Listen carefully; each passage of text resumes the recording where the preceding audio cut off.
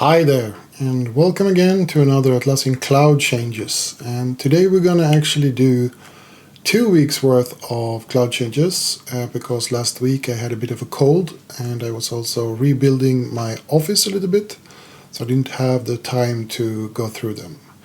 There wasn't really much happening in the last couple of weeks, so today we're also going to talk a little bit about the price changes that is coming to Jira next week. So let's just jump right into it.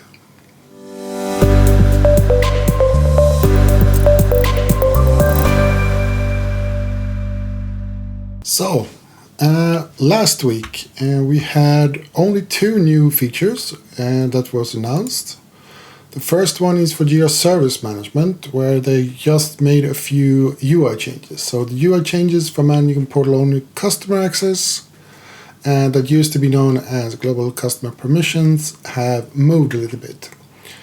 So now you select it from the top right and you go to Setting and Products, and then on the Jira Service Management you can select portal-only customer access. So it's just a little bit of a UI tweak basically that they made.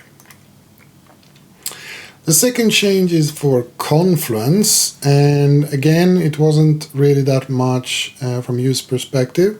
So what they did was that they added page analytics for premium users. So now when you go into a page, you can see under the page title, you can get more information on who's viewed it, a little bit more information on when they viewed it and how often, for example. So really not that much for the everyday users. This week we got even less.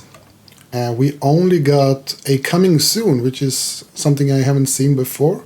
Maybe I missed it before, but coming soon is that you can see more details about your organization's sandboxes.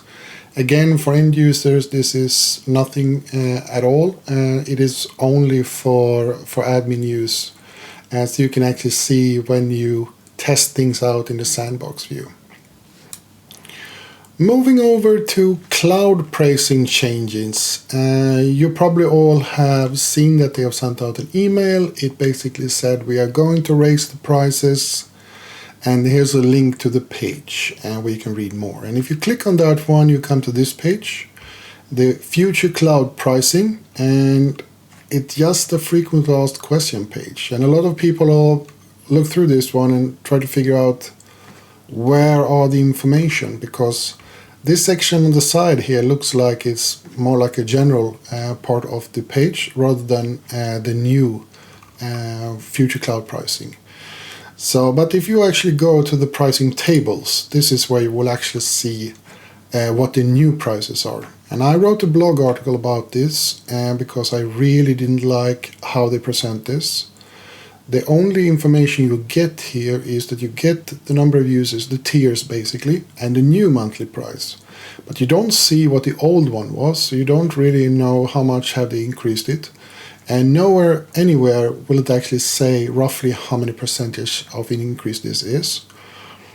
And I think this is troubling that Atlassian has continued with this trend that they are on, that they make it more difficult to understand and especially finding the information of what is going on.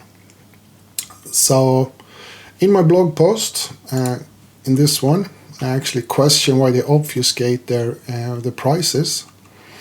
And this is the email that I sent out, and as you can see, it only says your website here.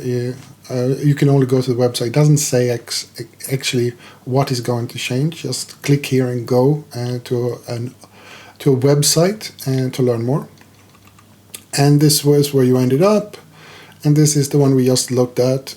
So just basic information. And it isn't really hard to just present the old price and new price, and then you say roughly what is the change. So you can see on an average you are somewhere between 5 and 7% of an increase.